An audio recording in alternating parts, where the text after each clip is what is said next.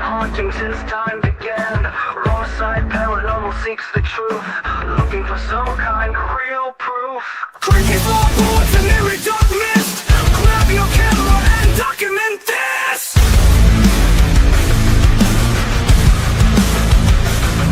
No time to run, no time to hide. We are catching all of this on the raw side.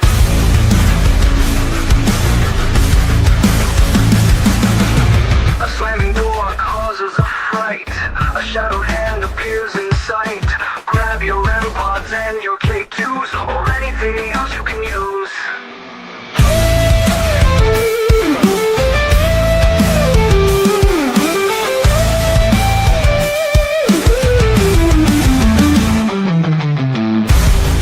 No time to run, no time to hide.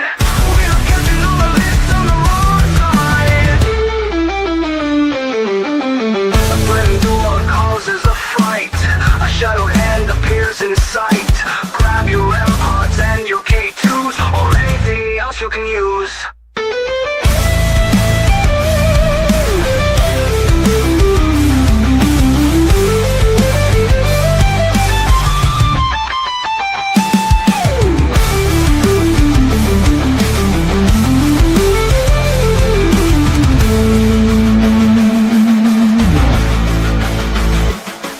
No time to run, no time to hide. We are catching all of this on the raw side.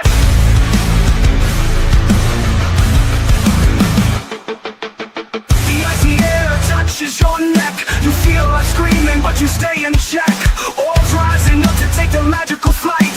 You can't believe what's happening tonight. Don't run, don't try to hide. We are catching this all on the raw side. Don't run, don't try to hide. We are catching this all on the raw side.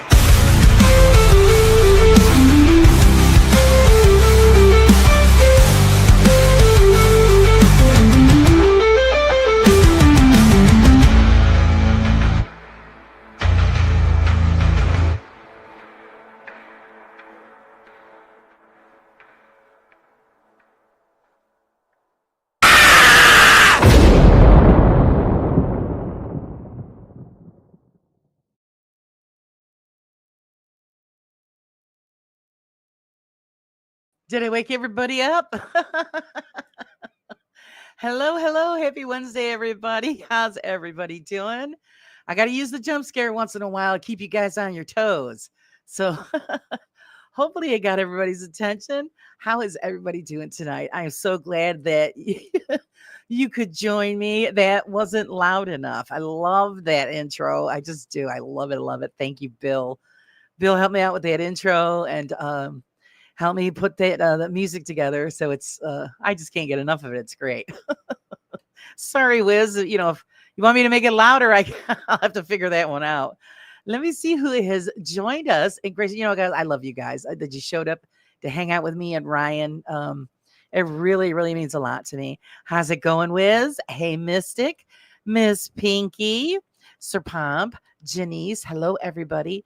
Hey, 420 Witch, how are you doing? Long time no see. There's Megan. Miss Megan is with us. And let's see.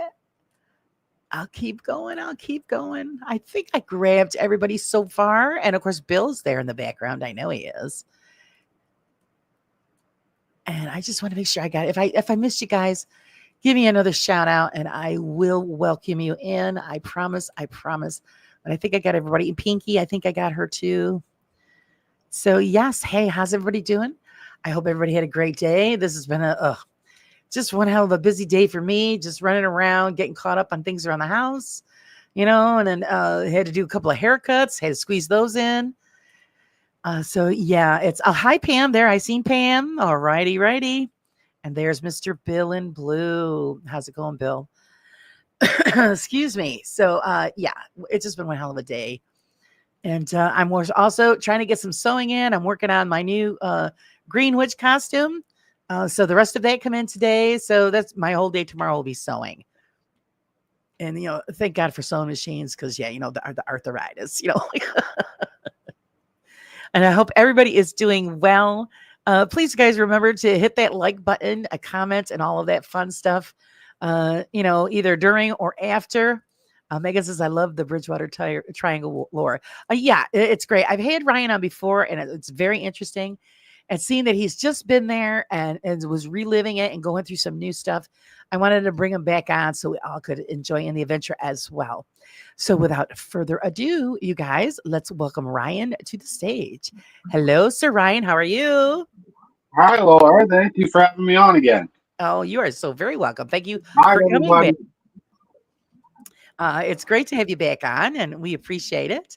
And everybody's here to find out what you've been up to and all that fun stuff. So if you could, for the new people that are in chat or new people that watch the video, explain to us what the Bridgewater Triangle is. I'll cover everything because I wrote a bunch of notes, and I'll tell you everything, the most well-known stories of the Bridgewater Triangle, and then I'll tell you my experiences in the Bridgewater Triangle. Growing up there, I had a lot of different experiences, from UFO, weird cryptid noises, to everything, ghosts, shadow figures, full-on shadow figures me and my friends have seen. But if you've never heard of it, Bridgewater Triangle up in Massachusetts is 3 towns: Freetown, Rehoboth, and Abington. It's 200 square mile swath of land, and in the middle of it is Hockomock Swamp. And this all has to go way back to King Philip's War in 1675 and 1676. That was one of the bloodiest wars in the United States. So a lot of the hauntings and the curse of the Bridgewater Triangle, if you want to call it that, was way back from the Wampanoag tribe in 1675. The first mention of Bridgewater Triangle was 1983 by a cryptozoologist named Warren Olderman. He has his own cryptozoological museum in Portsmouth up in Maine. Oh. And he's like one of the most well-known cryptozoologists. He went there to study the Bigfoot sightings that had happened in the Bridgewater Triangle. He wrote about it in 1983 in the book Mysterious America, UFOs, Cryptids, Ghosts, and Weird Creatures. Originally, that area was Plymouth Colony. The Wampanoags rebelled against the settlers with their leader, Metacomet was the chief, but they called him King Philip. The settlers actually called him King Philip. So if you hear me saying King Philip, it's actually the Wampanoag's chief, Metacomet, their leader. Mm-hmm. So basically that whole area has everything you could think of: giant birds, thunderbirds, giant black dogs, giant snake. Oops. He froze a little bit. Don't panic, guys. Cheers, everyone. There, you're I back. have a whole list of things with different accounts. Sorry if I disappear. It was one of the bloodiest wars in America. August 12th, Metacomet was killed. His head was hung on a pike in Plymouth Colony for 20 years. Oh. He was also drawn and quartered. So basically, 500 settlers were killed in the battle, and then 3,000 Native Americans were killed in that battle as well. There are 1,700 acres of wetlands of the Hockomock Swamp, so it's a giant swamp. And actually, Hockomock Swamp means the place where spirits dwell. And even Native American legends talk about seeing shadow figures, spook lights, the weird little pugwudgie creatures. And I mean, the literal name means where ghosts and spirits dwell. So Hockomock Swamp is like at the center of this triangle. Right. Mystic wants to know, how did they rebel? Weren't they there first? Yeah. So basically, settlers came in for a while. Actually, they got along, but then they started to rebel because they were getting all their land taken away. Oh. There's a whole thing on just how the war actually started, and I'll get into some of that.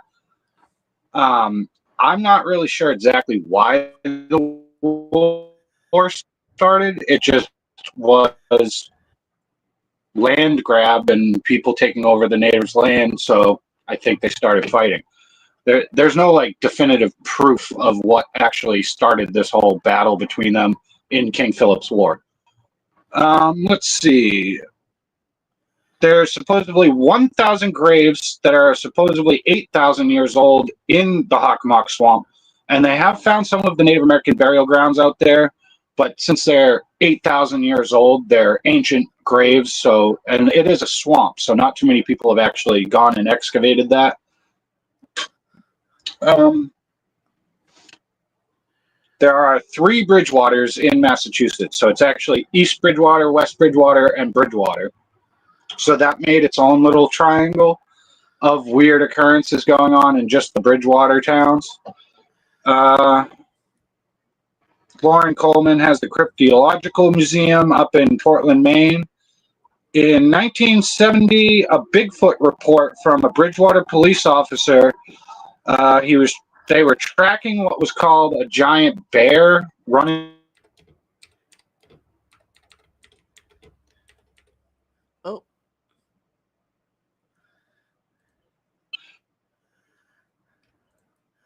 Oh, he Cops froze up are out there again. looking for a bear. Yeah, you froze up Am on I us back? again. Yeah, you're back. Hi, Julie. Good to see I'm you, and sorry. thank you for the membership. I appreciate it. We've missed you, Julie. Okay, go ahead. Julie. So the policeman was parked, and suddenly the back of his car was lifted up off the ground, and he couldn't go anywhere. His car, he reported to other officers that his police car was picked up by a beast. So that was in 1970 where a cop car actually got picked up by a Bigfoot, and that's an actual police report in that area. Oh, Which I wow. love that. I love that idea of that a policeman reported that. Yeah. How do they explain that one away? So then, this one, 1971, the next year after the Bigfoot encounter with the police, Officer Thomas Downey witnessed a 20-foot Thunderbird, Bird Hill, and he watched this giant bird with a 20-foot wingspan fly over him, reported it to his own police department, and that was in 1971. 1930s, lumberjacks were working the swamps and reported giant black snakes bigger than a stovepipe and about 20 feet long. So lumberjacks actually left the area because they didn't want to deal with the giant snakes. So that was way back 1930s. What did I write? 1993, Easton and Mansfield, mystery giant black cat or a lion-like cat.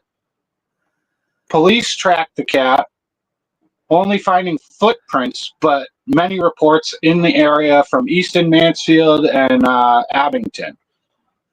So giant black cat. Again, there's other things too, like giant devil dogs.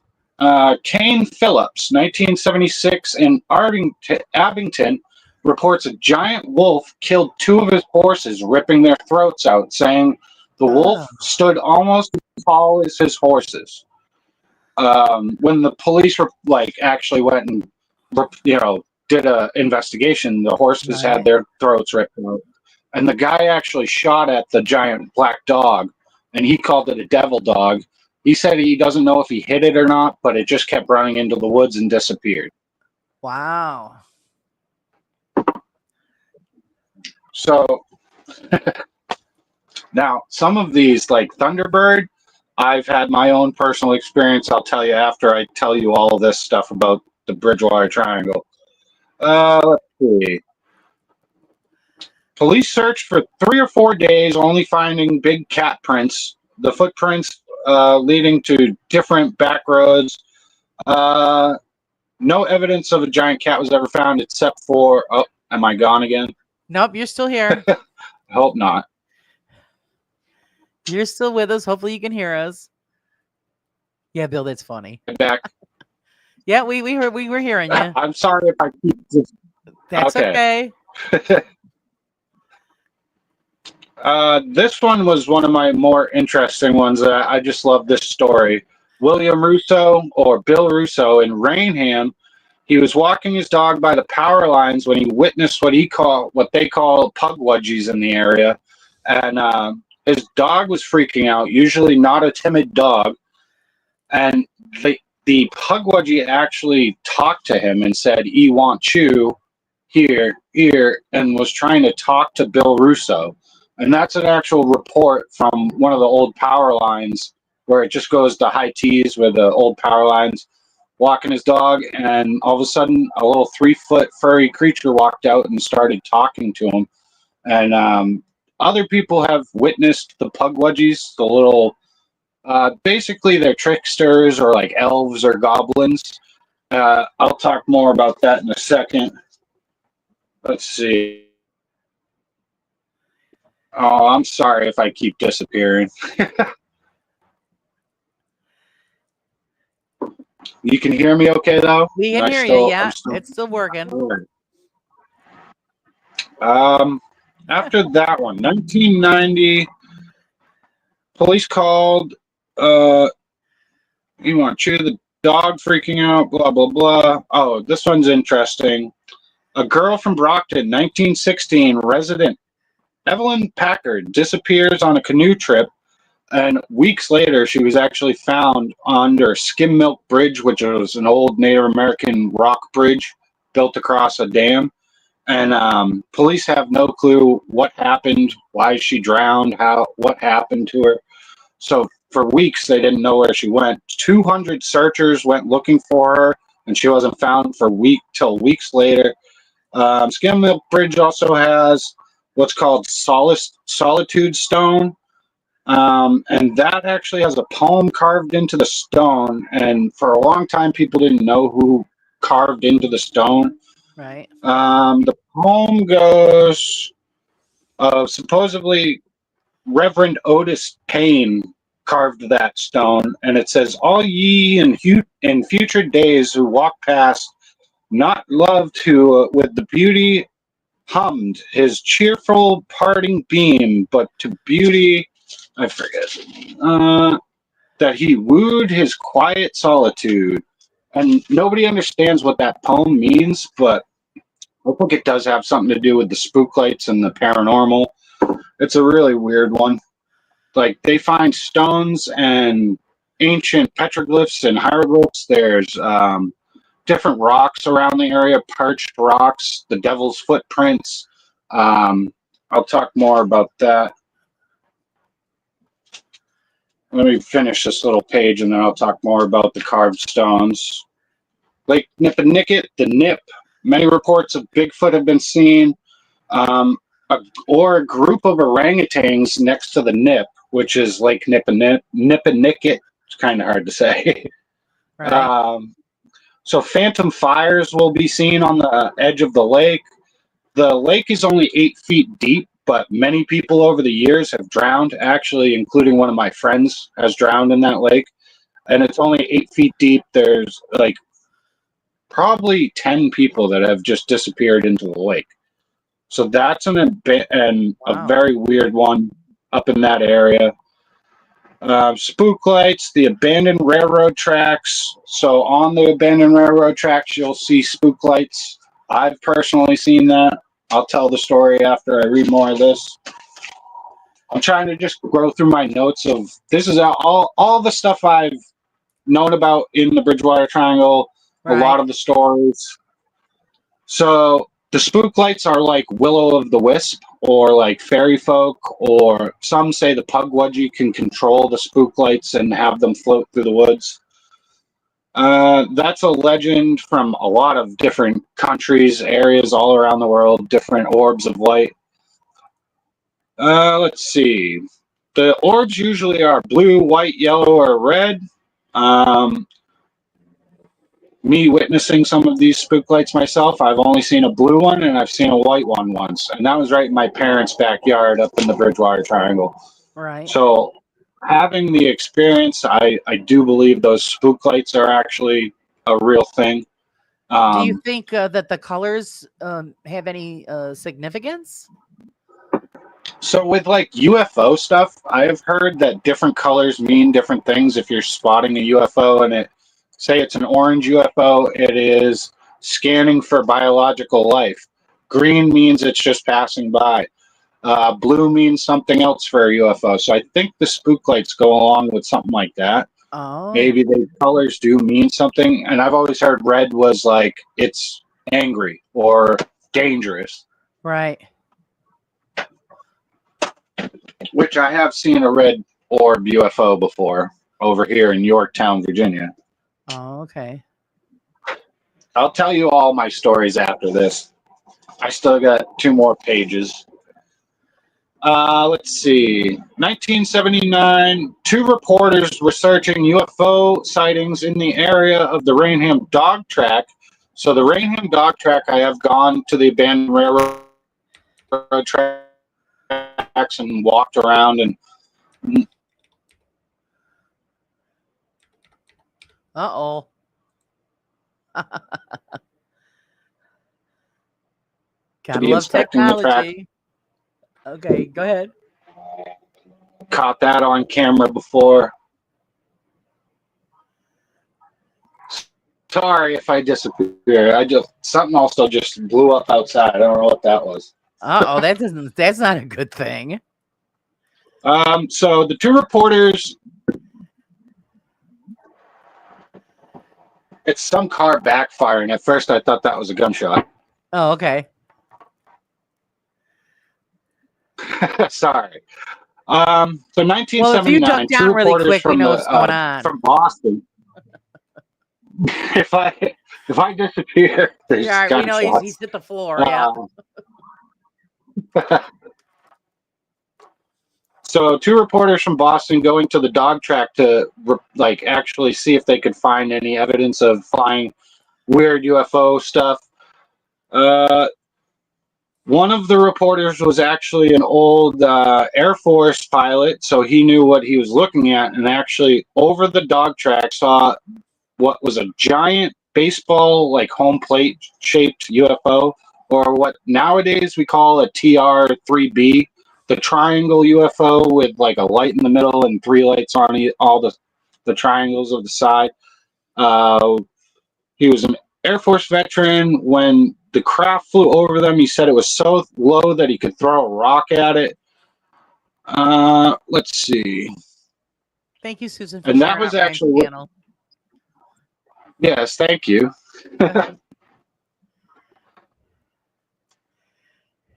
So the fact that one of the reporters was an Air Force guy and actually they knew what they were looking at. The triangle craft flew over the actual dog track, probably the size of 2 football fields, is what the 2 reporters were saying.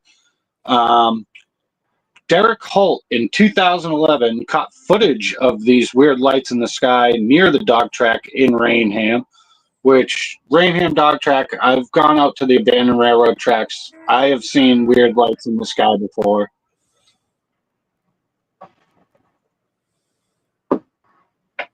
Let's see. Then you have Dighton Rock. Dighton Rock, 1928. Edmund Belair, archaeologists, dug up what they call Dighton Rock over on the Taunton River in Berkeley, called Grassy Island, which was basically a Native American burial area. And the ancient petroglyphs carved into the rock are still disputed today. They don't know who wrote these ancient petroglyphs. Let's see. The ancient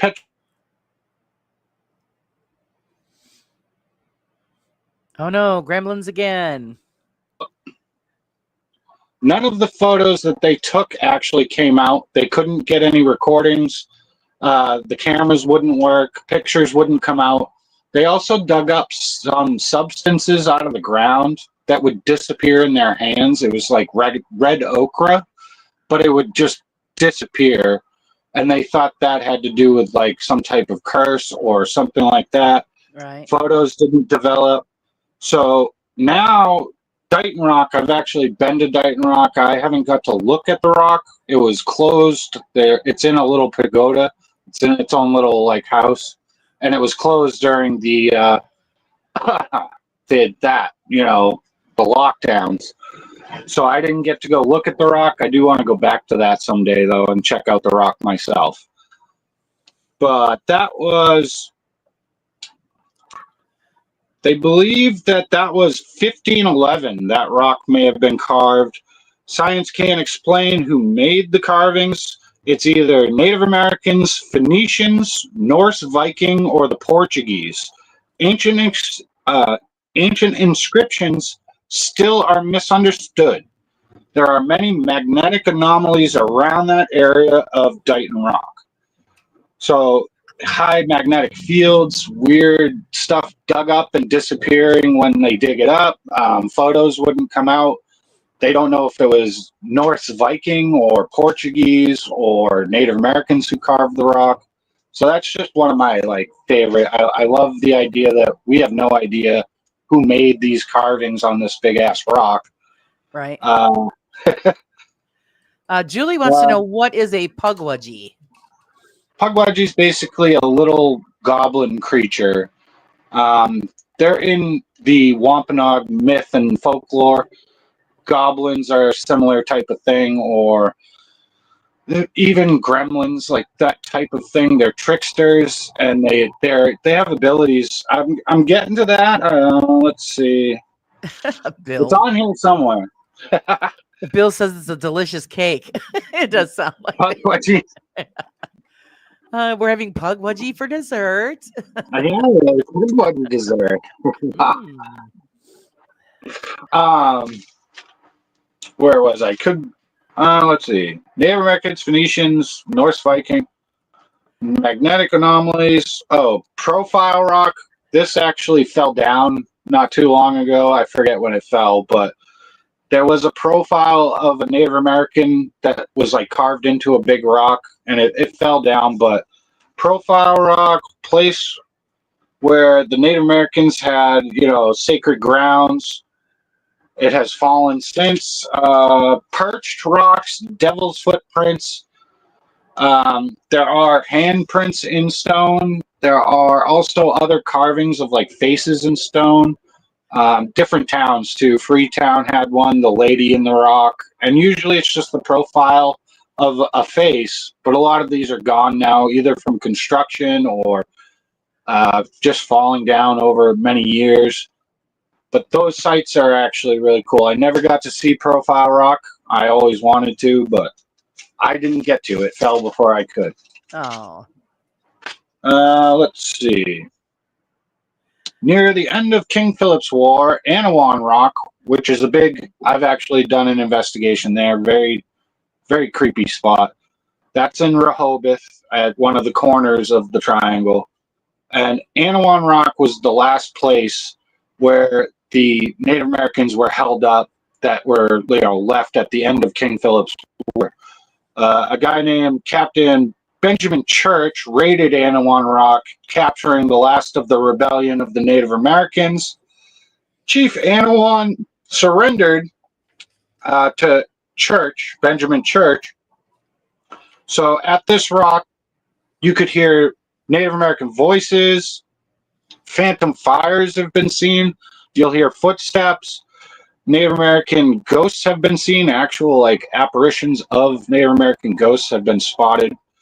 Now, when I went there, all we heard was some footsteps out in the woods. I think we did a 2 or 3 hour investigation out there, me and Spectral Whispers. Not much happened, but the area, you can just tell, is so, I don't know, you can feel it in a way. That's how I explain it. You could feel the history of the spot. Right. So Anawan, the Benjamin Church, Captain Benjamin Church said if the last of these Native Americans surrender to him, they'll be taken to Plymouth and, everything will be okay. They ended up killing all of them. So then Anawan, one of the last war chiefs, actually got his belt taken, and that's the wampum belt.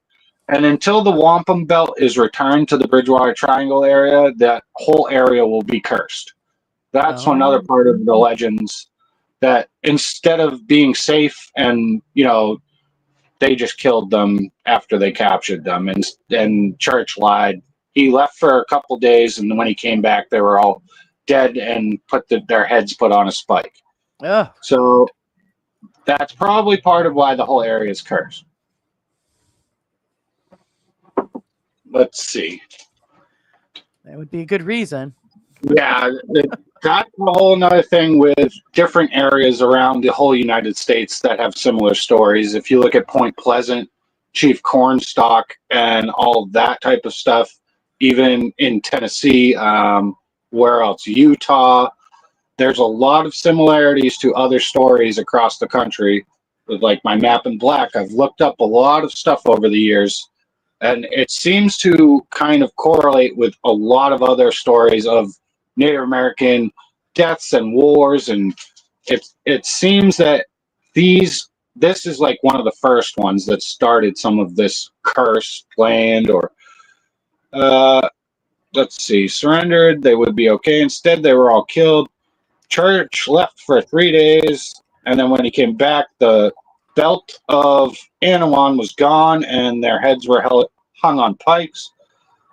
Until the belt is returned, there will be cursed land. And then I did write, right near there on Route 44, there's a redheaded hitchhiker that will jump in your car while you're driving down the road, or if you pull up to the Rehoboth town line with Seacon and you shut your lights off and honk your horn 3 times, turn your lights on, you'll see the redheaded hitchhiker. That one is a very interesting one because there's so many reports. That has been reported for a long time. Wow. Let's see. Hitchhiker. In 1636, the Rehoboth area has the most amount of graveyards and reports of a little boy in the graveyard, shadow kid, colonial soldiers spotted in this graveyard, the ghost that punches the ground. There's a big dark shadow figure that supposedly is punching the ground. That's been reported. There's also a woman singing in one of the graveyards from way back. This is an old graveyard out in Rehoboth. And that's actually caught on camera. If you watch the Bridgewater Triangle documentary, there is a woman that captured some of her singing, and she's singing la la la la la la la, and you can actually like see it's just a graveyard, but you can hear her singing, and it's not the lady behind the camera. Right. Seeing a woman in white dancing around the graves, believed to be the same woman that sings la la la la la. Oh, I put this one because this is my favorite story. In Easton, Nathan Seeley, the Wizard of Mill Pond. I've actually gone and visited that area twice.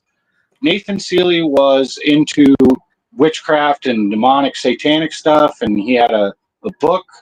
His father owned a mill over in Easton, and the mill would run at night, and Nathan Seeley actually summoned the devil, they say, and he would have imps and those pugwudgies running his mill at night, and no mill had ever run at night before that. So people were, reporting him being a wizard. Right. Basically, when he read out of this demonic book, the devil showed up. He made a deal with the devil for the imps and the pugwudgies to run the mill. He got scared and ran back to his house, and the devil chased him through the swamps, leaving footprints through the swamp. So there's footprints, supposedly devil's footprints on rocks out in those woods. I've been to a few of them. You can't see them all because some are in people's backyards and it says no trespassing. But there is more than one devil's footprint in that area in the Bridgewater Triangle. There's even like plaques talking about Nathan Seeley and the Wizard of Mill Pond and the devil's footprints. Thank you very much for your membership, Pomp. I really appreciate it.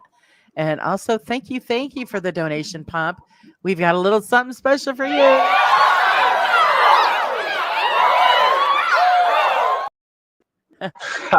Superstar. Thank you, I Mom. love that Appreciate it. movie. So, I do. I love that movie. Superstar. Super- Um, where was I? Looked at seeing. Oh, one of the first schoolrooms, 1840. So the Horbein School is still a little schoolhouse in Rehoboth. The Horbein School is the birthplace of education in the United States, and there were a bunch of one room schoolhouses around. This is the last one left, and a teacher actually, like 1990s, went up to the building looking through the windows. She saw a full classroom with the teacher dressed in old classic clothing from way back, and then when she went to go open the door, they were all gone. That's a really interesting one. I've heard that story before. I've been past that little schoolhouse. Right. um, I would like to investigate that little schoolhouse. uh, there's so much. I got a little bit more of this, and then I'll tell you my personal experiences. Uh, Kopi Cut Road through Freetown State Forest is a 7-mile dirt road that cuts through an old forest, and there's a ghost truck that will chase you if you go through this old road for the 7-mile stretch. Saying it will flash its lights at you and chase you down the whole road and then just disappear, Oh, trying to that's run you off the awesome. road. That's a classic one that I've heard since I was a little kid, just Right. growing up there. And the way my husband is, that would probably be a road we would go down, because if there's a dirt Yeah, road, my husband we, travels it. I've gone down it and I didn't even know about that until after we went down the road. There's another one called Red Mill Road that we all used to go down. And then you hear stories later on when you're growing up that, yeah, that whole thing is haunted and you shouldn't go play out there. Kids disappear, stuff like that. Good night, Helena. Thanks for joining us. Sleep well. Um, yeah, I'm almost done with the whole story. These are, Yeah, Parasola says he remembers hearing about the pickup. yeah, that one's a famous one. A lot of these are way less known than you would realize. Like even the Bridgewater Triangle is really not that well known. Um, People have heard of it. Maybe a few paranormal investigators have gone and investigated it. But growing up there, I can tell you that yes, some of this stuff really has happened, and I've witnessed it personally. Um,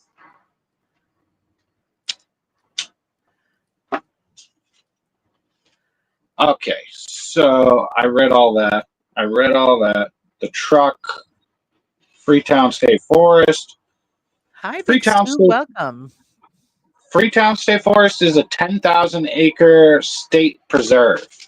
So Freetown, this stuff gets a little darker, just so you guys all know.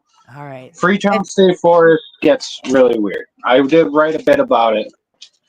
1970s, 80s, and 90s, many animal mutilations in Freetown State Forest, satanic cults, symbols of satanic rituals going on in the dirt and rocks and in the trees, animal carcasses found all over the place. People in robes spotted many times. There were, 1999, 17 calves and cows found drained of blood and sacrificed in a satanic cult ritual.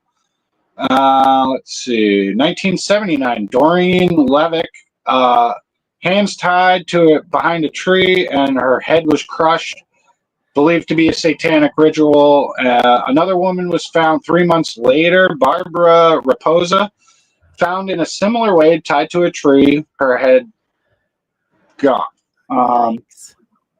So these are right outside of Freetown State Forest, and some of the satanic cult stuff is in the forest. Like a lot of the animal mutilations are in the forest, and Right. the symbolism, a lot of stuff found where it's like ritualistic satanic sites. Yeah, I agree, Megan. The satanic thing always has to pop up somewhere. Those people don't know how to stay out of the woods. This one gets, I don't talk about this one that much, actually. I'm more interested in the creatures, UFOs, and ghosts. But Right. there's another one. Another woman, Karen Marston, reported to police about the satanic cults doing these murders and telling them that, yes, there are certain people doing this. She disappeared. 6 months later, her head was found with a cat skull and some sheep skulls near a family beach in Westport, Mass. Carol Drew and Robin Murphy arrested for the murders in 1980. Pentagrams and grave robberies have happened all around that area of Freetown.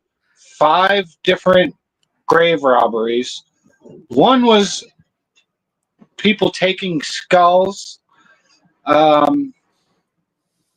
3 kids were arrested after taking a woman's skull from a crypt. She actually was like locked in a brick crypt, and they broke into it and took her skull. To be able to try and get into one of these satanic cults, they were told if that they drank from her skull that they could gain powers and be able to enter the satanic cult. But those 3 teens were arrested for that. Many underground layers and hidden huts found.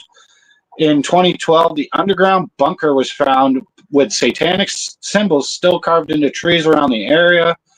Mary Lou Aruda, in 1978, was found with no head tied to a tree, but that one wasn't tied to these satanic cults. There was a guy named James Carter was arrested for being a serial killer. So there's some mix-up with like a serial killer. There's some stuff that like even I'm like, what the hell? From growing up in the area, I knew about stuff like this, but I didn't know all of this. 3 men were found killed in Freetown State Forest in the 1980s. And it was just like random killings. So I'm not sure exactly if those satanic cults are still doing stuff out there or not, but definitely a freaky area, Freetown State Forest. And here's like the thing on pugwudgies. So if you wanted to know more pugwudgie stuff, pugwudgies can disappear or be invisible. They also can glow in the dark.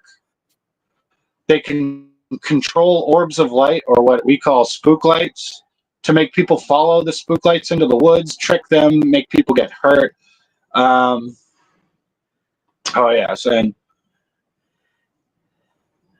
Tai Pai Wonka were the spook lights. That's the original word for, like, from the Wampanoags. Tai Pai Wonkas were those spook lights floating around, and people would follow the lights into the woods, get hurt.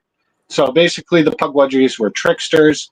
Some said to carry a small wand that could destroy you, like basically a little metal tube that you would basically explode. Like they have magical powers.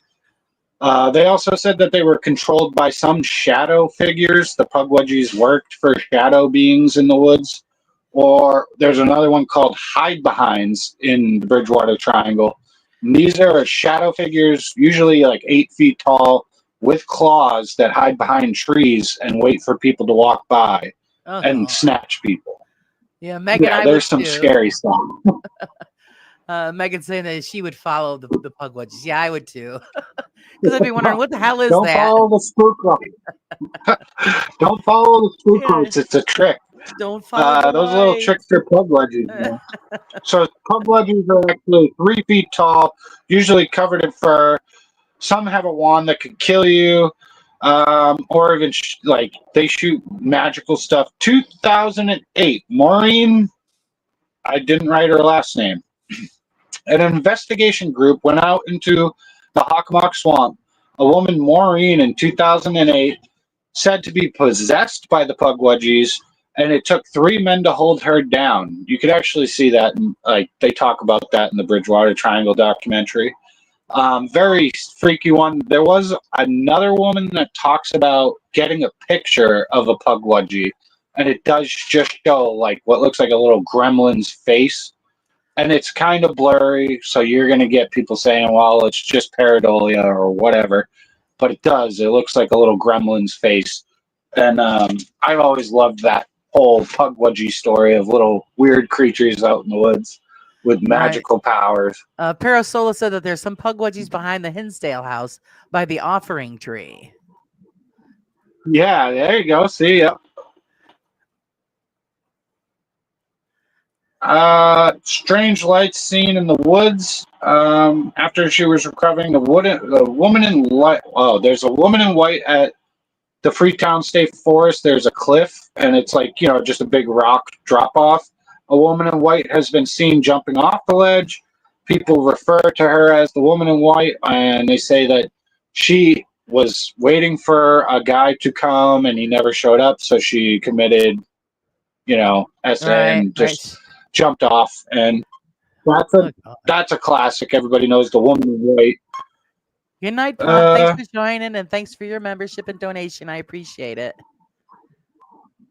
Later, Plum. Thank you. All right, so now my personal stories.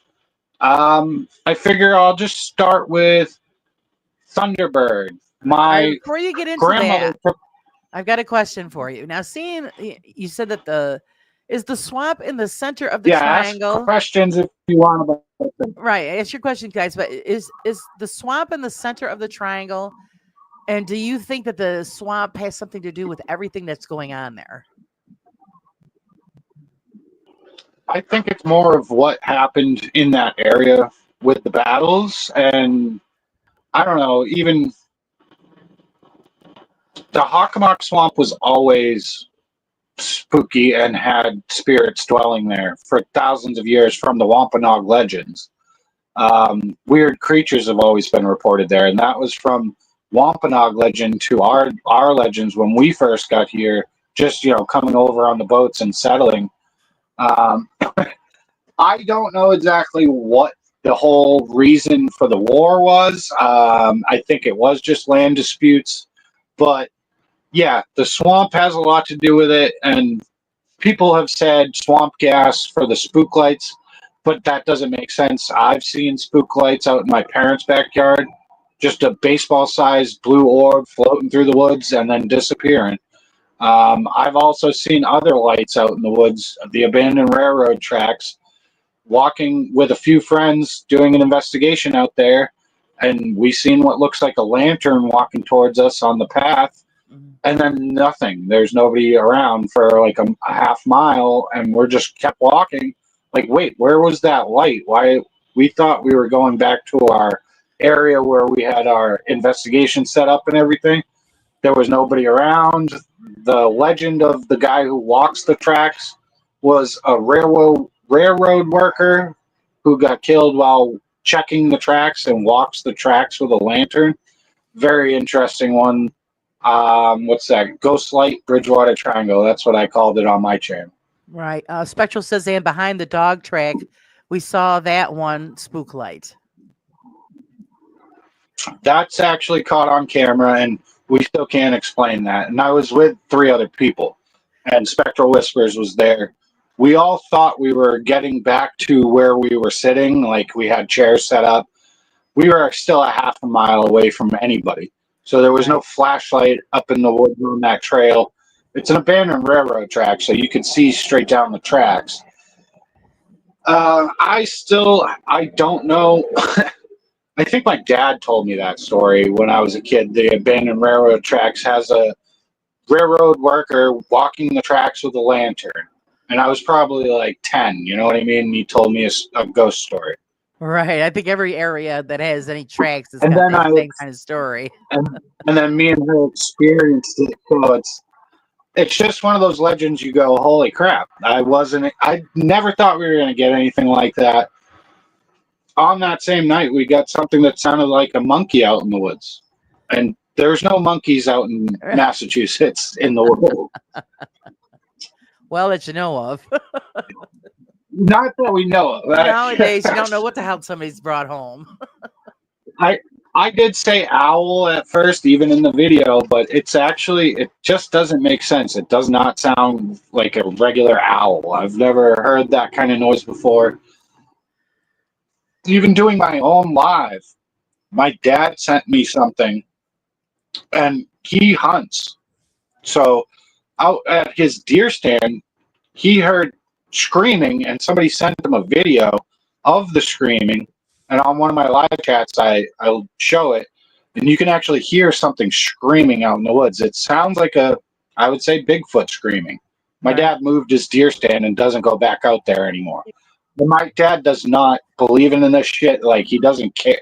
He doesn't think any of it's like, real. But he grew up in Bridgewater Triangle, and Oh no, not again. Gremlins. Most likely it was an owl. That's usually when you hear that screaming noise. Kremlins. Yeah. That type of scream, though, I've never heard that.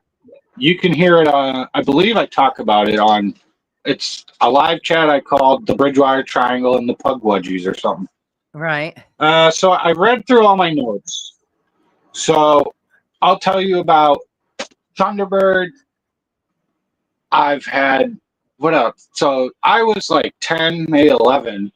We got back to my grandmother's house, and I was getting out of the car. My grandmother's walking up to the house, and I see a giant shadow fly across her front yard, like just huge shadow. So I looked up, and I saw what would be like a 15. Oh, doing it again. Hi, Salty. Good to see you. Yeah, baby owls. Yeah. Oh, did I lose you? All right, we got you. Yeah, Salty says the baby owls, I hear them when I hunt, and they do sound like chimps chattering.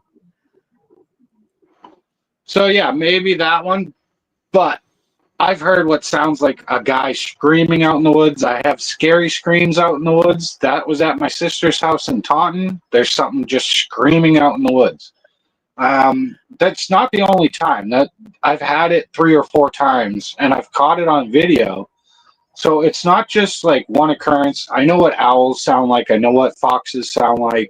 What my dad sent me is really, it scared me when he sent it to me. It's actually guttural screaming.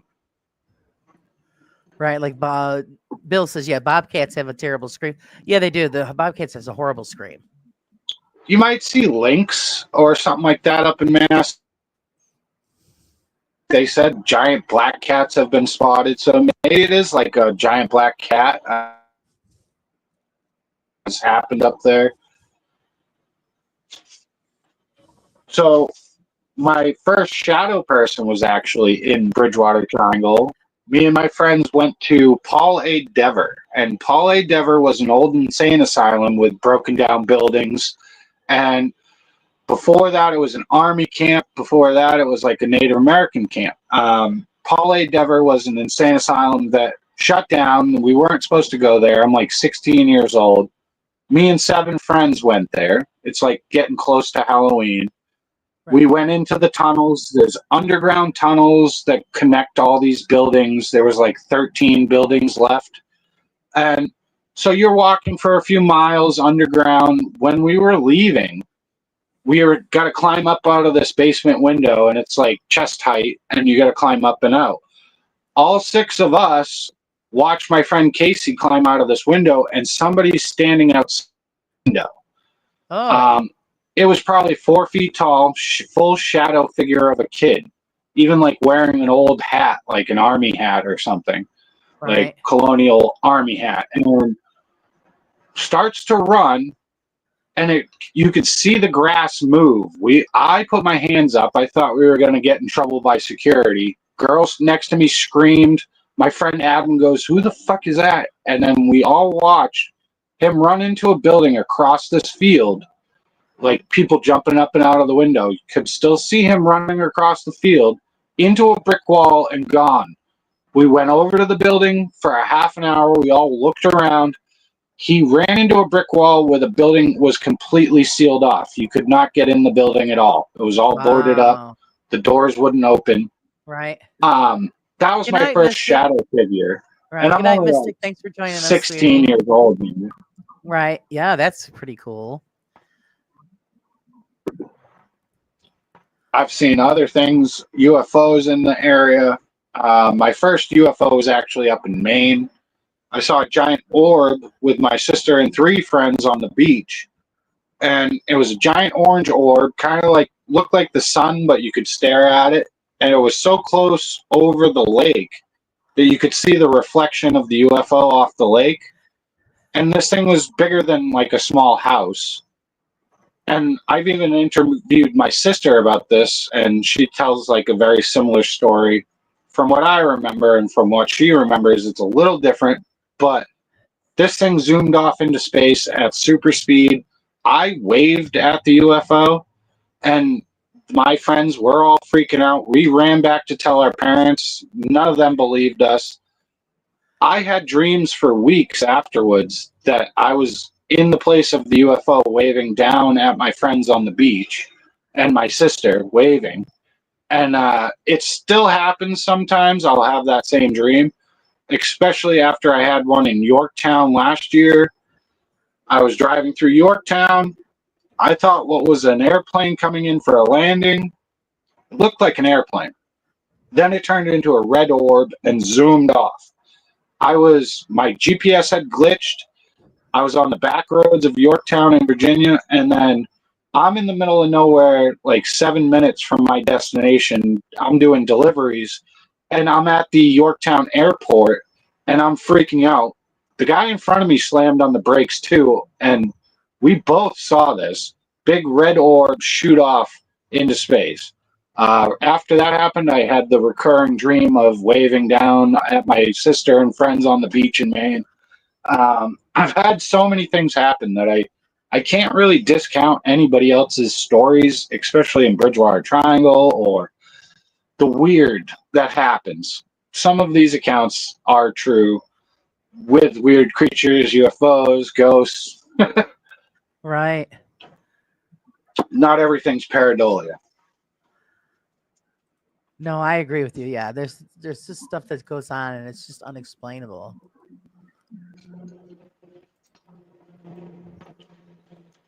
Another one me and B just did was Spectral Whispers. Me and Spectral Whispers went to Mayflower Hills Cemetery, and there is Pearl French rocking chair. It's a little girl who passed away. She was like 4 years old, and her grave is a rocking chair made out of concrete. So we went and doing an investigation just of legends. You're supposed to be able to see a little girl sitting in the rocking chair. You might even see the rocking chair rock. You might see orbs of light near the rocking chair. So we went. I'm doing a regular investigation. We're just trying everything.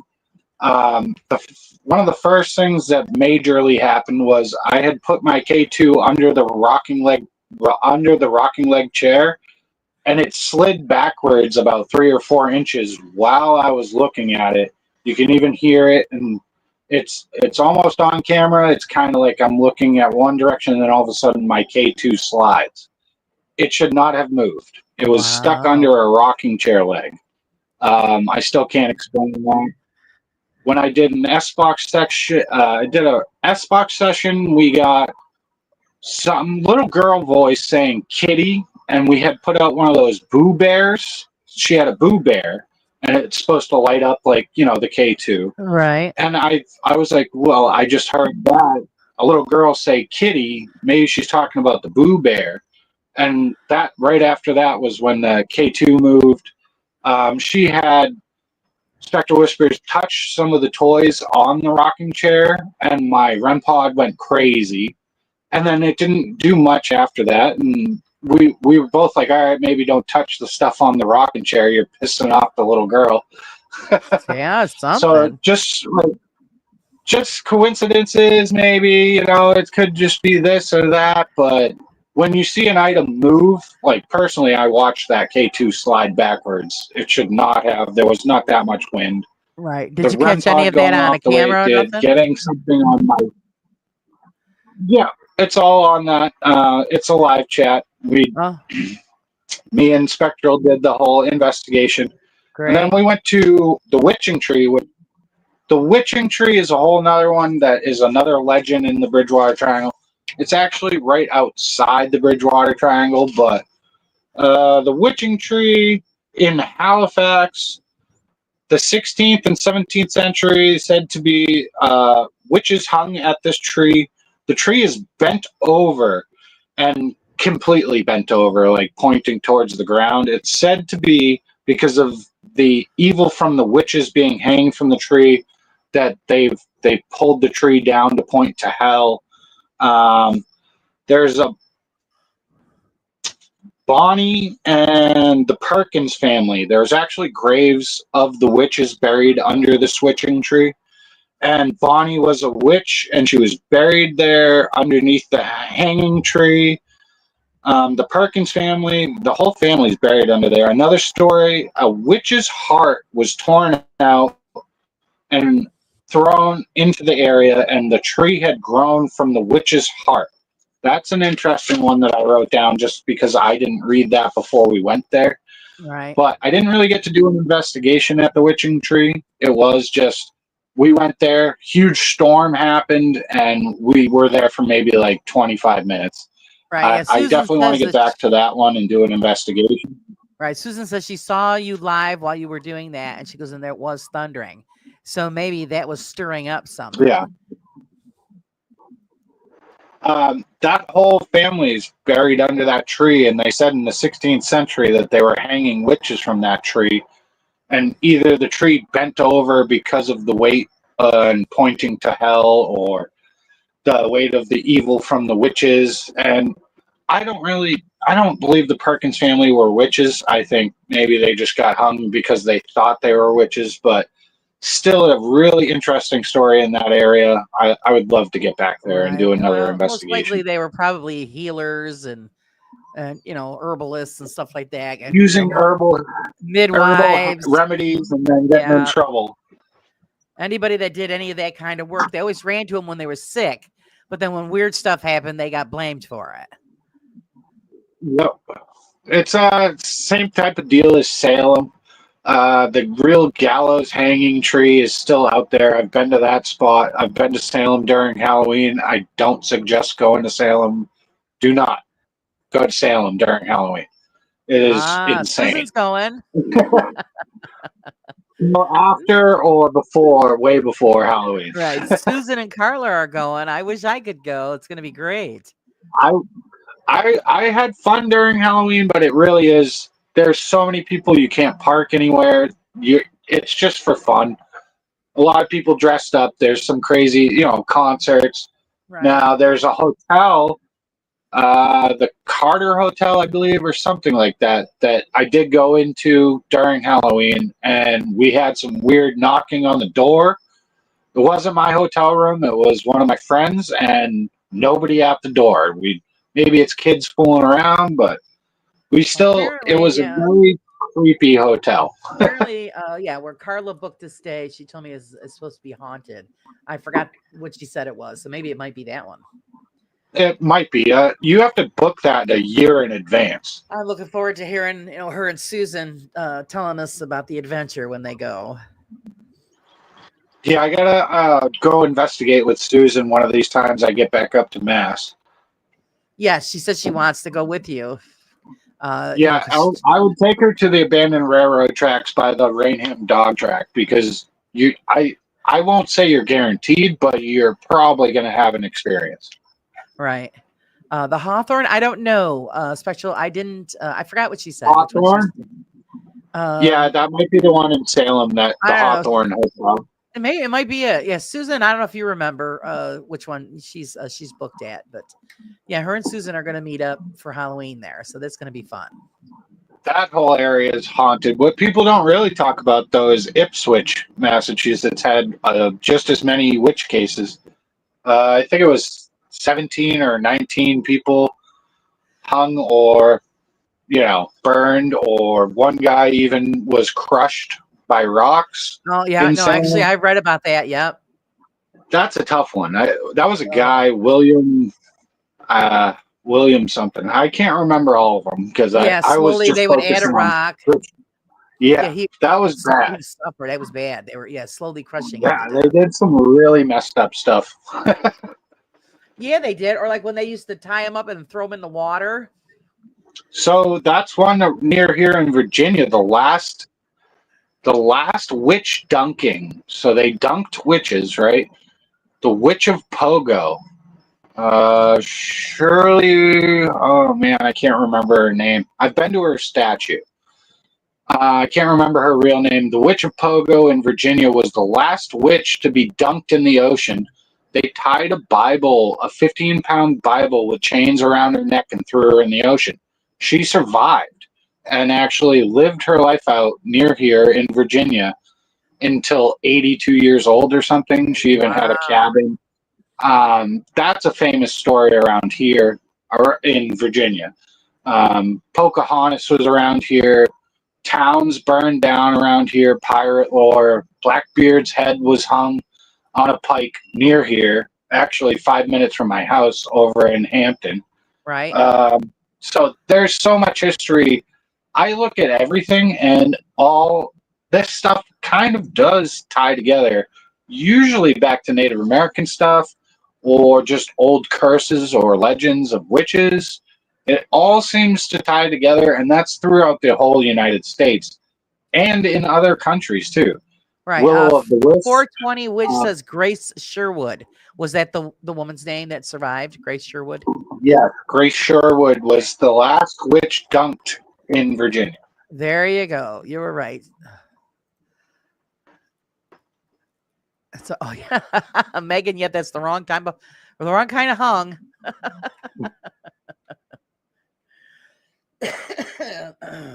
You were lucky though.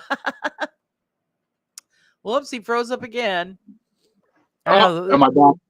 healers and herbalists and all that got a bad rap back then. So it's Yeah, if you did too much back then, you would be in trouble for trying to help people. jeez. Salem witch trials was a big one. So what is like the weirdest thing that you have experienced being in the triangle? So the first one with the Shadow Kid, I was only 16 years old. We went there as just for fun. I even recorded the whole thing walking through the tunnels at Paul A. Dever, the old insane asylum that was abandoned. I believe it's an old folks home now. They turned it into an old folks home.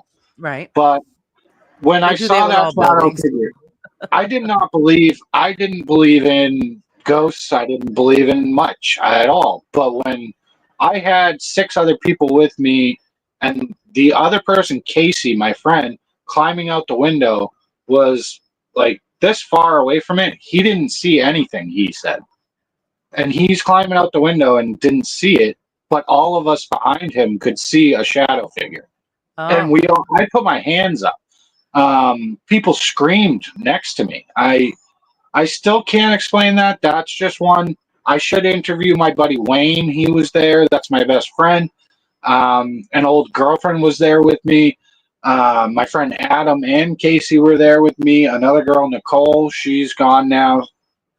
Rest in peace. But the fact that we actually looked at a shadow figure, I never thought it could happen. I didn't believe in this stuff. right. Well, that's usually when there's something like that shows up because you're not expecting it. And then I got really into it and started studying up on all the Bridgewater Triangle and all the weird stuff going on. Right. So my sister has actually had an extreme experience doing Ouija board right near my parents' house.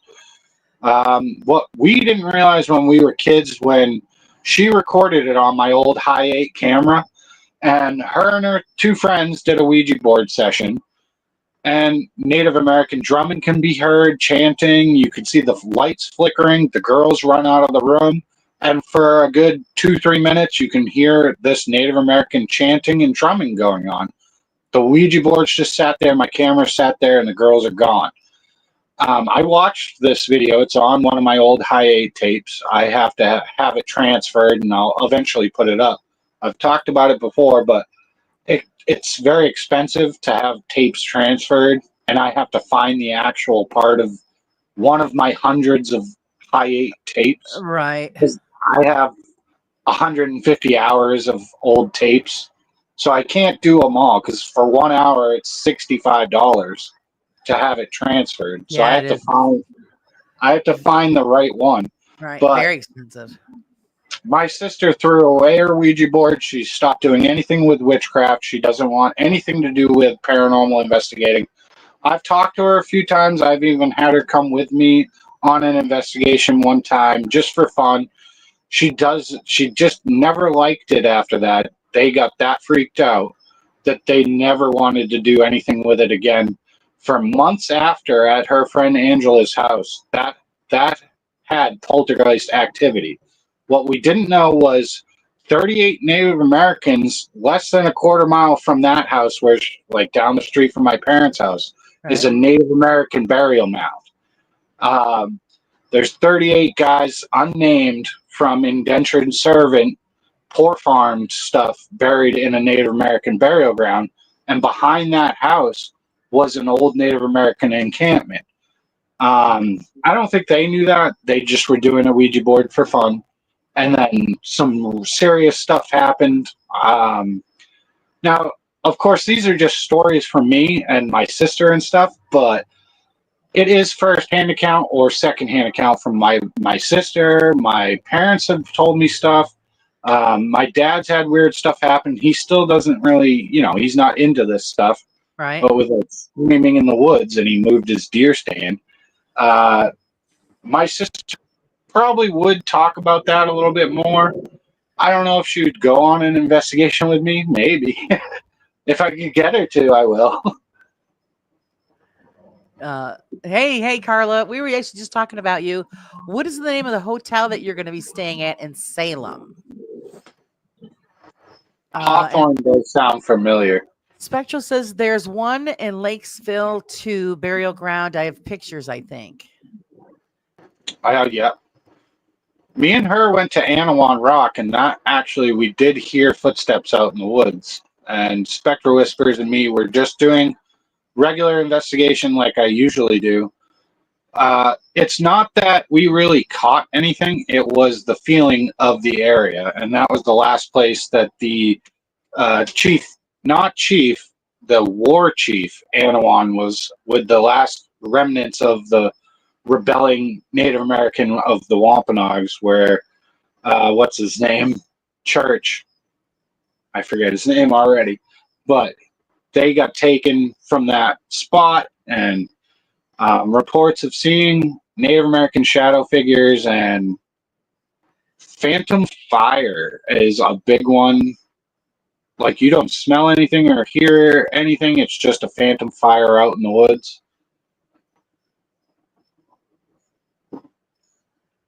It's still one of my favorite legends. I'd love to go back up and just explore more. Right. I'd go back to Anawan Rock.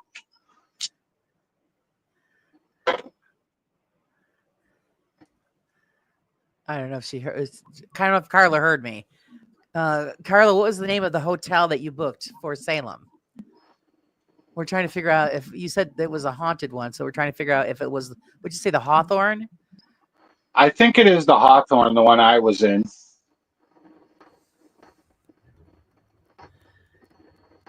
Where we got knocking on a door, and I think it was the day before Halloween. And we got knocking on a door, somebody opened the door, and nobody was there. So yeah, pretty awesome.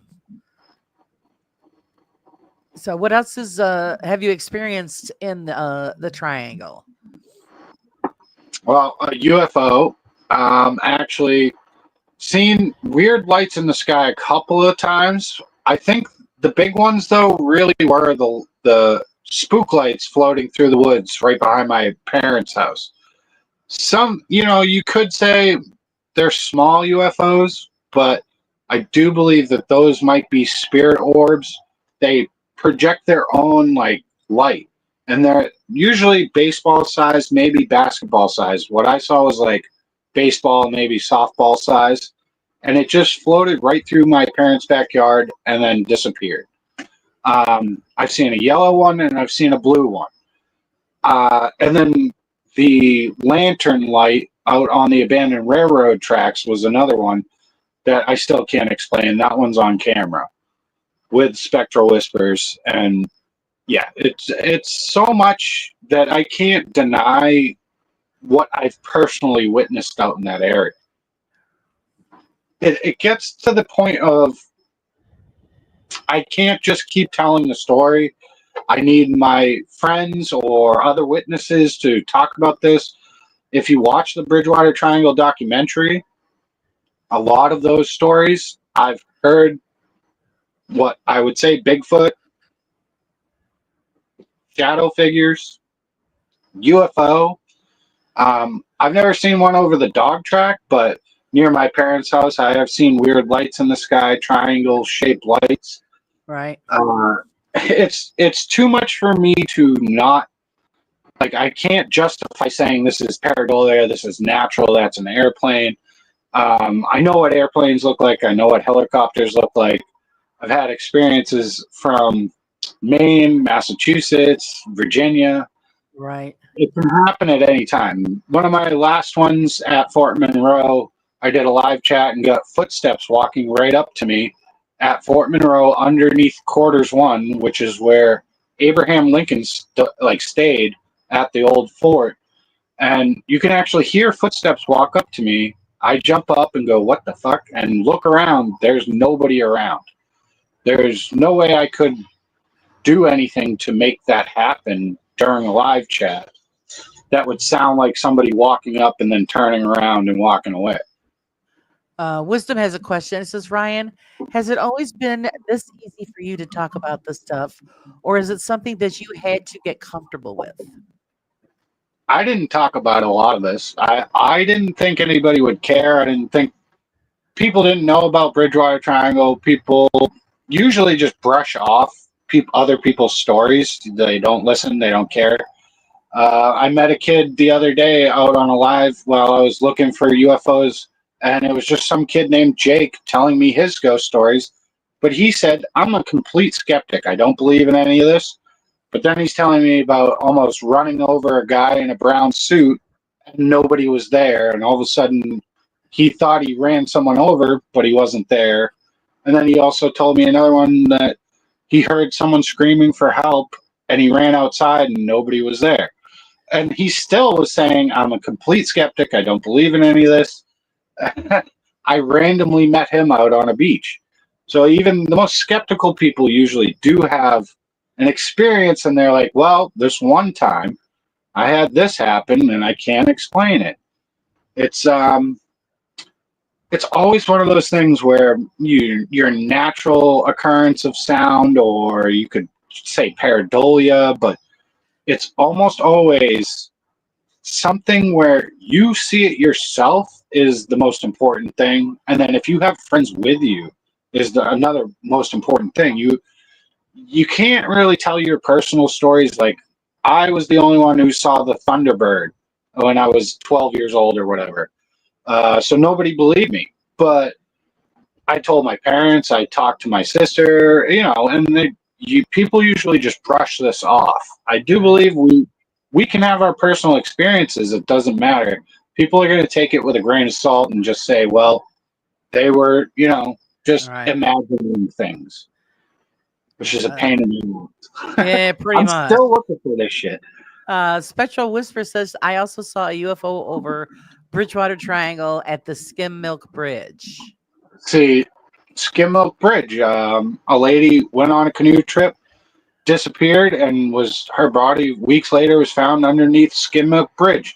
There's also weird carvings and rocks on rocks out there, or perched rocks that are balanced giant rocks that nobody knows how those got there. Some say it's from maybe it was a glacier drifted and took the rock and perched it up on here, or stuff like that. When you have a personal experience and you try and tell that story, usually people just kind of brush it off, don't believe you. It's that's just a tall tale, which is fine, but if you personally experience it, you should talk about your story. She says there's also a really big hole in the ground. No idea why, though. Oh, is that near the bridge? It's near the bridge. I haven't heard that one. I don't know about that one. Did anybody ever do any kind of research on the carvings? And are there any stories to why they're there, or who did them, or what their meaning is? Yes. So there's pretty good research done on Dighton Rock, and that is archaeological find from the, I think, 1890s or whatever. Right. Yeah, she Um, said yes they- at the bridge right next to it. yeah, there's stories right near that skim milk bridge and stuff that are actual. It was Otis. Hold on, I can find it.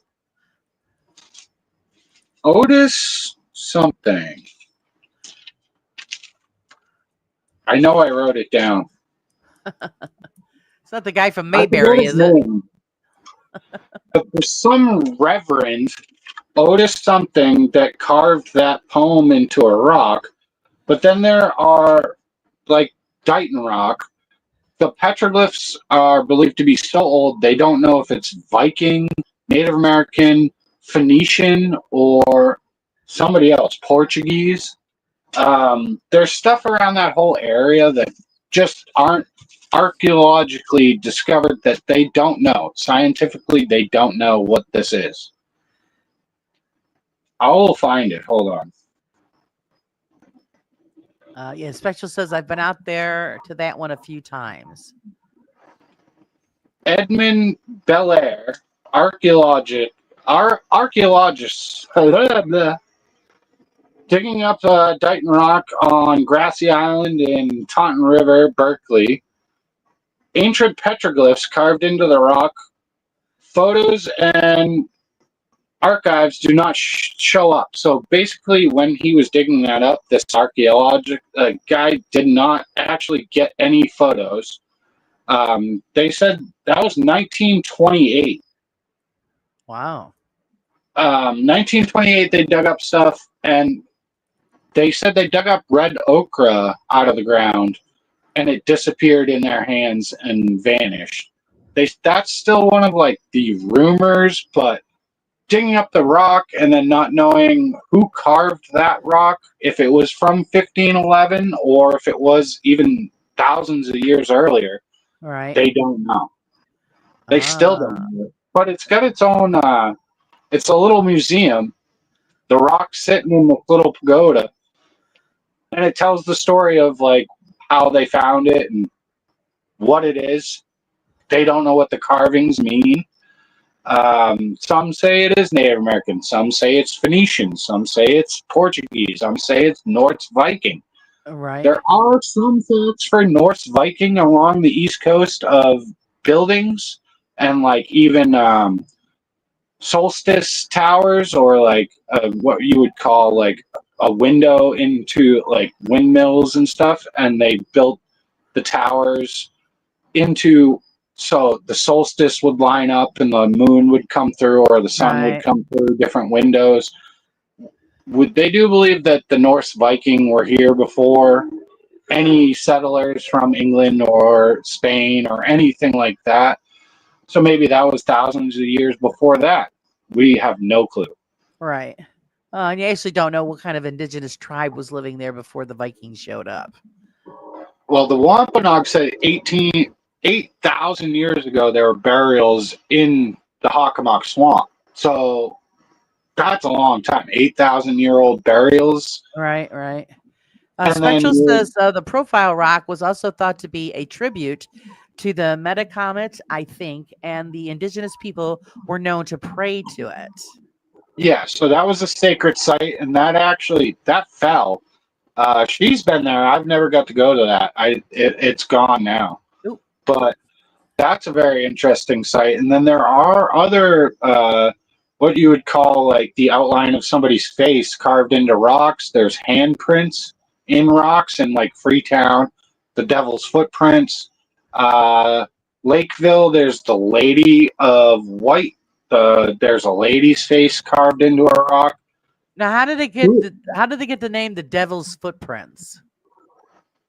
So Nathan Seeley, over in Mill Pond in Easton, Nathan Seeley was a wizard, and his dad ran the mill at Mill Pond. He actually said to summon the devil. A huge storm happened. He ran back home, and the devil chased him through the swamp. leaving footprints through the rocks. Okay. And I've looked at some of the footprints. There's actual like markers and different plaques around different towns talking about the devil's footprints. Nathan Seeley was actually like ostracized, and people in the town reported him as being a wizard.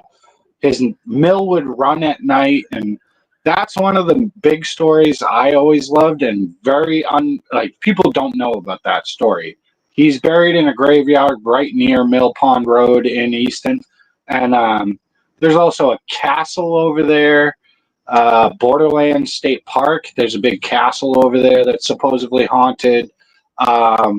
They filmed Shutter Island over there with Leonardo DiCaprio in the old mill pond. We called it Leech Pond because it's not a pond you want to go swimming in. Right. But Borderland was another thing, and there's a castle built on that. That's right near Mill Pond. The mill was said to be run by those pugwudgies or satanic imps because Right. Nathan Seeley had like called the devil and got imps to run his mill at night, and that's how it became. Like he actually got rich off of that. His dad even like disowned him. You're not supposed to be able to find Nathan Seeley's grave, but it's actually right there in the graveyard. I've been to it. Oh. Oh, yeah, there's a Spectral lot. says that Easton and Norton are next door to each other. Devil's footprint is on a rock in Norton too. Yeah. Norton has some very old graveyards. I've been to a few. The original Devil's footprint that they actually talk about is in a guy's backyard right near my parents' house. You can't go in there. There's no trespassing. It's actually right behind Center School, and there are other footprints on some of the rocks. And there used to be a Native American, the Wampanoag, used to actually have an encampment out there. And then one of the houses I've been to, so I call it the 1786 house, and I've explored this house, and it was a poor farm at one point. Supposedly there's a little boy that's buried in the backyard. The 38 Native American burial mound with no names is like quarter mile from there. It's so much. It's hard to explain. You'd have to like watch all my videos. Right. And Janice goes, how many are there, ladies in white? And Spectral says, I'm thinking at least one in every state, at least a couple. I think it's just the standard outfit for, I don't for know. ladies under distress in the spectral world. They get a white gown. I don't know what it is about ladies in white that is in like almost every town local legend. It's, I don't know. And maybe that just appears to be white. I mean, it's. So a lady in white here in Virginia jumped. Come back. There you are. So Point Pleasant Lighthouse near Fort Monroe is a lady was looking for her husband after I think the Revolutionary War. Ended up, ending herself because she couldn't find her husband. He passed away and disappeared at sea. There's more stories of ladies in white in almost every state. So that one, I believe Freetown State Forest, there's a cliff. The lady in white has been seen jumping off the cliff or just seen a lady in white and she disappears. That's a big report from all across the country. Ladies in White is a big one. I'm not sure. That's a great movie, The Lady in White. Yeah. But yeah, it's pretty standard. You're probably right, Megan, that the spirits have no sense of color, so it always just appears to be white. Yeah, who knows? There is something else at Fort Monroe with Vieira Davis. She'll show up in a blue dress. That's where I got the disembodied footsteps at Fort Monroe. I have heard weird knocking on the windows before. Hi, Tim. The welcome. footsteps is still my best evidence from that place. Right. And then also you have to think, well, maybe because every time they mention somebody, the lady in white, it's usually somebody who has ended their own life. Always appear to be in white. Yeah. I find that also very odd. It's always in that kind of a That's like, situation. what is it? I think, yeah. So in Freetown State Forest, the lady jumped off a cliff because she got stood up by a guy that didn't show up. Same thing at Fort Monroe over here in Virginia. Lady couldn't find her husband after a war and ended up, jumping from a lighthouse. Right, right. That's a big story that has been going on for like over 100 years. Yeah, a sad or abandoned widowed bride. Yeah, I think that's what it is. I've noticed that trended every time the story mentions a It's lady in usually white. It's a usually widower. somebody that's ended their own life, and they end up appearing in white. So yeah, really strange. Don't forget, guys, ask any question you want. Ryan will answer them to the best of his ability. But yeah, usually, yeah, it's a sad, broken-hearted woman, and Yeah, yeah, and her then that's husband passed away at war or right. Or she was is missing. abandoned, left So behind. Yeah. And then when you hear of the yeah, tales afterwards, she's always appears wherever she was last in white. So yeah, that's kind of interesting. I wonder if anybody's ever looked that up or tried to piece that together. I think even in different states too. It's not just like certain states. It's almost every state has a woman in white. No, at least, yeah, at least one. Actually, yeah, we have one here at an old hotel, which is still operating. And one of the stories is yes, it's a woman that hangs out on the third floor, and she appears walking, Yeah. above on the third floor in a white outfit. So Yeah. see, It seems to be everywhere. I don't think that one. That one was just universal, I guess. I'm yeah, not sure maybe. why there's so many women in white. They're all part of the same union. That's what it is. That's the standard There's a ghost uniform. union. They have to have that one woman in white in each state, otherwise, Right. Then I yeah, don't they're in know. violation. I don't know. It's yeah. But it is true. They Everybody have to has have some building that's got the woman in white, and so yeah, that's kind of interesting, actually. I mean, why would I everybody have the mean, same type of story, and it's always in the same outfit, and there's always that same sad, history to what they're saying. So I mean, how can you have that? And it's across the globe. It's not just here. It's everywhere. yeah, it's everywhere. It's not just United States. It's actually like a worldwide Yeah. same type of deal. When you think about Bigfoot too, you actually have to go way back to each country before we had communication. Every country has a story of Bigfoot. That's another one that is very interesting to me. I don't understand how that would happen. I think some of the earliest maps are from the 1500s, and you're talking the Himalayas have Sasquatch or the Yeti, and then you're talking South America like different swamp beasts, and Right. they're all Skunk ape. They're Bigfoot all creatures. they're all Bigfoot. Skunk apes, Yeah. Florida, like, Good and night, then if you Pinky. go, it's every different area has similar stories of different legends, but those legends are actually connected to each other, Yeah, which is very interesting to me. that is. And I know, yeah, Wiz, you might be right, because surely there was a time in history where all clothing was white. Yeah, in the upper class, yes, white was very.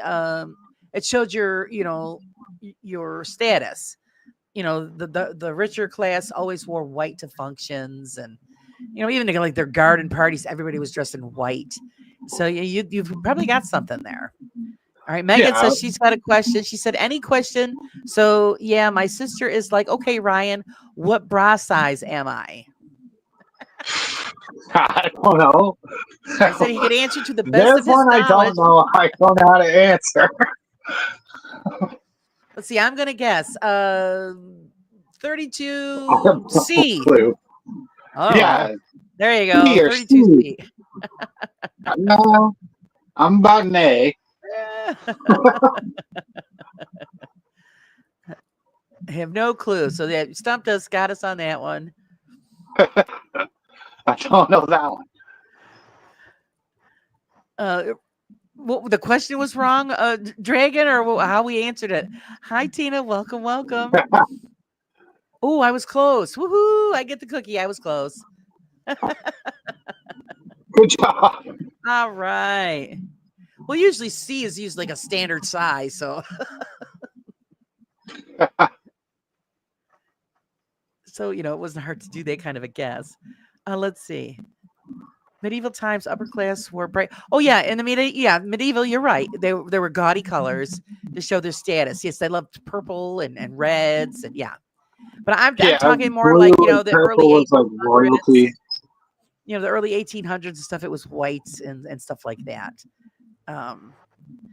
Because the colored stuff actually, I mean, yeah, it costs a lot of money to color material. So if you could afford that, yeah, it Well, was yeah, always maybe that's why every woman in white is a ghostly figure that ended herself, and right. because she couldn't afford the blue or purple. Right. No, you're right. Yeah, medieval. You're exactly right. It was harder to get white. I'm talking more like 1800s and stuff. That that a lot of women wore the white and tans and whites were more worn colors. That's the time period that they say that originally in Freetown State Forest that she might have jumped off the cliff. So yeah, 1800s, the old days when those type of stories, woman in white was probably one of the most prevalent around that time. Right. No need to be sorry. No, you're correct because it is medieval times. You're absolutely correct. They wore the bright gaudy colors and lots of layers. I don't know how anybody breathed back then. They were just loaded down with material. Usually a banshee would be in a white gown too, over in England too, way back with like fae folk, like those old fairy tales. The old fairy tales are actually like scary stories, and they turn them into like nicer stories for fairy tales for kids. But a lot of those fairy tales, Red Robin, like I can't even talk, but the Woman in White, the Mother Goose, those old tales are actually scary stories. Sure they are. Oh, actually, I think weren't they originally written? They were supposed to be adult stories. They weren't meant for children. That's why they were so scary. Yeah, they're actually really scary stories. Yeah, rub it in, Megan. My rub sister that did. in. She's having biscuits My and sister gravy. did tell me a story. Ireland, when my sister went to Ireland, my little cousin Kathleen is actually like really sick. She needed a new pair of lungs. They said she would never live past 20 years old. She actually got met on a mountain in Ireland with a weird woman in white, gave them a mirror on a mountain. It's just a big, like, grassy mountain. The woman disappeared. My sister told me that story when she came back from Ireland. So there's another woman in white story. My cousin Kathleen is actually doing okay. She got a new pair of lungs. Wonderful. Thanks to Chewbacca, the actual actor from Chewbacca, Star Wars. Right. Actually helped her. She's known as the littlest Chewbacca, and she's still doing okay. And that was one of the weirder stories my sister came back from Ireland with. My family home's over in Ireland. My sister said Aunt Doreen's house is haunted, and that she might have met an angel. They thought they actually met an angel on top of a mountain over there. So stuff like that is just another woman in white story, or maybe your guardian angel. I don't know exactly who originated from, but right there. 420 Witch says, yeah, the littlest Wookiee. I absolutely love Oh, this. cute. Yeah, Dragon. Yeah, the littlest Wookiee. The bustlers and all that stuff that those women wore, it was just horrendous. And there's a reason why they wore all of those skirts. I ain't going to talk about it on here, but you guys pretty much would get my drift. And because they didn't have that, they didn't have the sanitary needs that they needed for that time. So they used multiple skirts, and then they would just peel off a layer when it got soiled. I did some stuff on that, and I'm thinking, oh, that's just nasty. So yeah, that's, and of course it had to do Yeah, with back then, that time. they didn't have Yeah. the sanitary Also, type. yeah, that's what it was. It was I was reading. I'm thinking, oh, that's just so gross. But they didn't have anything back then to use. And then also another reason for all the layers of clothing was Right. because of in the cold months, castles weren't really built for home as a home. They were fortresses, so there was no windows. Yeah. So they had, Yeah, you tapestries hanging over them, and they wore all of those clothes for warmth. And it's just Another amazing thing I did how they hear is survived. I did get told not to kiss the Blarney Stone because the locals pee on it. So don't Oh, go and kiss the Blarney. that's just not right. So don't go kiss the Blarney Stone. Oh my God! Welcome back, Steph. You're right, Spectral. That's why I they love wore that one. flowers at their weddings, was to mask their Yeah. BO. That's why perfume was Yeah. invented, because they were not very sanitary people. Throwing the buckets out the window. Basically, you had a Yeah. thing down the road, and Well, that's why yeah, they they had so didn't much have disease and many stuff back then. sanitary situations. There was nothing that was sanitary there. It was just filthy. I mean, how hard was it just to get a bucket of water, and wash up? No, they would go months without You probably bathing. had to walk a ways to go get some water, though. So you Well, had to most of go them had. actually fill up buckets like a mile down the road. Well, that was the servant's job. I mean, come on. Yeah, but yeah, they were Right. gross. They were gross. Brianna, you're dead. Yeah, this is bad. Because I came back in on a cringy subject. Oh yeah. We're talking about medieval sanitary welcome back. practices. Their hygiene practices. Yeah, it was pretty gross. A lot of them stones were fitted pretty tightly, and they had wall tapestries to add a bit more insulation, and had huge fireplaces. Yes, they did. Yeah. Yeah. And how people Some would all from castles that actually didn't area. have any insulation, so Right. And that's what the tapestry things were about, and the big, huge fireplaces. And then I also seen a documentary where I was talking about that somebody, I forgot the name of the man, but he developed a system where they could heat the floors actually with the fireplaces, and the kitchens were in the basement. And they figured out a way to rig and send that heat throughout the main chambers of the castle. It was pretty interesting.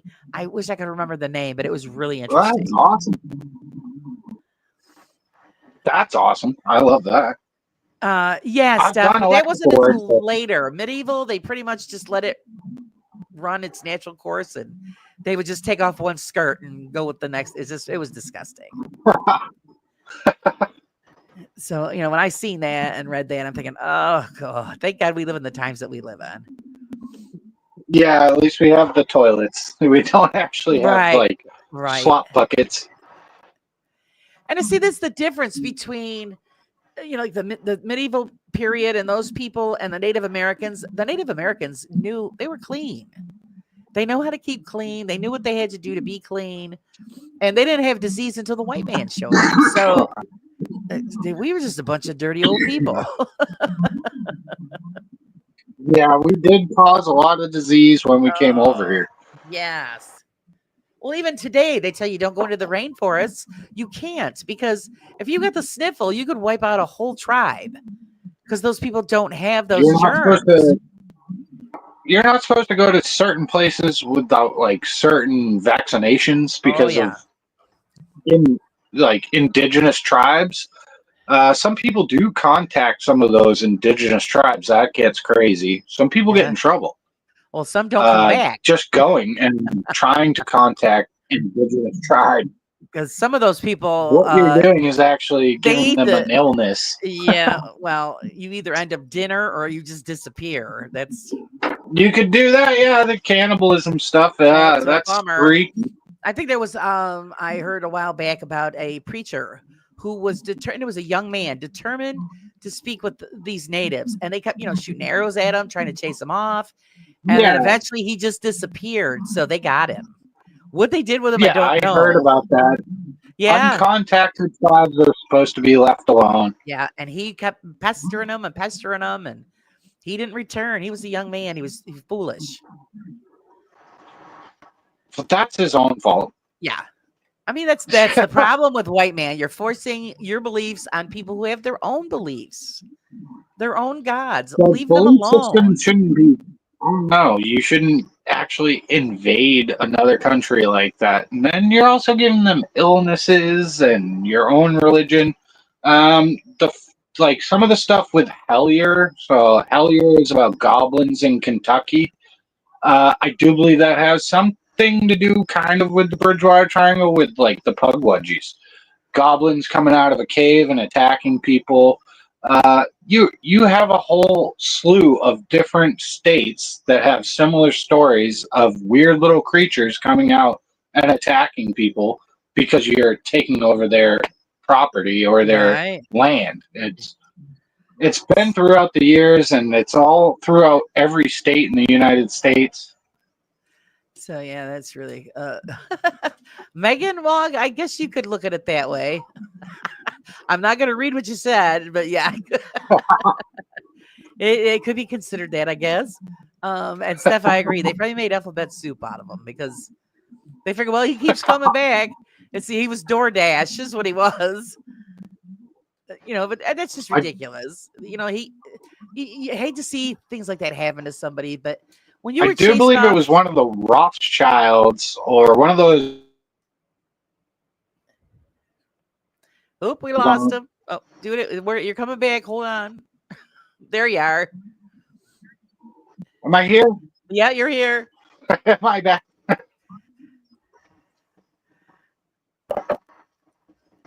I think it was one of the Rothschilds that went out into the Amazon and disappeared. Or I can't remember the family, but he disappeared. It was a young guy exploring the Amazon, disappeared. They thought that one of the tribes actually ate him. And that actually is still disputed till this day. What happened to one of the millionaire, Yeah, families of the United States I do remember something going about into the that. jungle? That's So one of the yeah, big that's. ones. Now, is there any stories like that in the triangle where people have gone in and never returned? That has happened a lot of times, actually. Freetown State Forest, people have disappeared, or bodies were found tied near trees with no head. Satanic rituals happening. People have disappeared in the Bridgewater Triangle, the Hockomock Swamp. You basically you're talking the same thing with like uncontacted tribes, but right in Massachusetts. That is a big story, part of the whole legend. Then you have like the spook light stories, people following spook lights and disappearing Right. throughout the years. This is 1600s to now. Too much. Yeah, too much stuff that goes on that you've got to pay attention. It's something is going on there. It's really strange. What are your future plans, Sir Ryan? Uh, well, I would like to go to the last witch dunking, the Witch of Pogo. I forget what Alicia said. I can't remember her name, but there is like old historical sites of Williamsburg, Jamestown, and then Yorktown. If I can get back to Yorktown, do some battlefield research. Um, I want to go back to Fort Monroe and do. There's something called the Battery Irwin, and Battery Irwin had a disaster happen where 11 men passed away from a cannon explosion. They were demonstrating for a general the 15-inch barrel cannon. It could shoot like 3 miles out into the ocean. The cannon breached and exploded. 11 men passed away. So I'd like to. Oops. I want to get back under quarters one and do an invest. Damn gremlins. I might be losing. Yeah. No, you're there. Gremlins in the system. Gremlins. So there's a lot around here, like I would love to get back to, or just find out more. There's one called Crawford Road where bodies have been found. People have reported shadow figures. People have reported like actually seeing shadow figures like jump out at the car. It's under an old bridge, like a railroad bridge. So Crawford Road, there's so much that I want to get to in just abandoned tidewater here. This book has a whole bunch of abandoned spots that I want to go to. I have a mysterious Virginia book that has all these different areas that I could try and get to. A lot of these are on military bases and stuff that you can't get to. Right. But in these books, it will tell you can't go to these spots. So, like, abandoned tidewater will tell me I can go to these spots. Like, the president's head's on the cover of this book. I can go to that, but I have to talk to the owner, and you're going to have to pay some money to go see these abandoned president's heads that are, like, 20 feet tall, made out of concrete, just sitting out in a field somewhere, and it's every president. Wow. I'd like to go to that. There's so much more. It's ridiculous. The lost civilization of Roanoke or Croatoan. There, back in the day in Virginia, there was a settlement that disappeared. Croatoan, Roanoke, the village disappeared overnight. Like this guy left and came back, and the whole town was gone. No, not again. You're right, Steph. They're eating through the cables. Town. Little stinkers. There you are. Sorry. That's okay. It happens. So anybody have any other questions before we let Ryan go? It was very interesting. I'm glad we got to hear about your latest adventure in the Triangle. And of course, you're going to be going back again with Susan at some point. So Yeah. that'll be fun. You know, she'll be able to experience that. I'll be doing a lot more around Virginia, but definitely plan on a lot more in Massachusetts in the Bridgewater Triangle. I don't know what I'm doing next. I never know what I'm doing. Just gonna turn the camera on and go with it. That's all. Yeah. Whatever legend I find out about, I will go investigate and see what happens. Basically. Right. Fantastic. Okay, guys, if you're not subscribed to Ryan's channel, Sir Spookfest, please check it out. All of his stuff is on there. Very interesting to check out, and he tells a lot about the history and all of that. So it's a great watch. And thank you for joining us. Remember, please to hit the like, subscribe, and hit the make comments, and how's the algorithm thing. Yeah. we always have to. Yeah, you always gotta feed the algorithm. I appreciate everybody who bought a membership and your donations. They all go back into the channel. I really, really appreciate it. Don't forget, guys, my merch shop is up. Check it out. See if there's anything that you like. Until then, remember, guys, live life a little bit on the raw side. See you all later.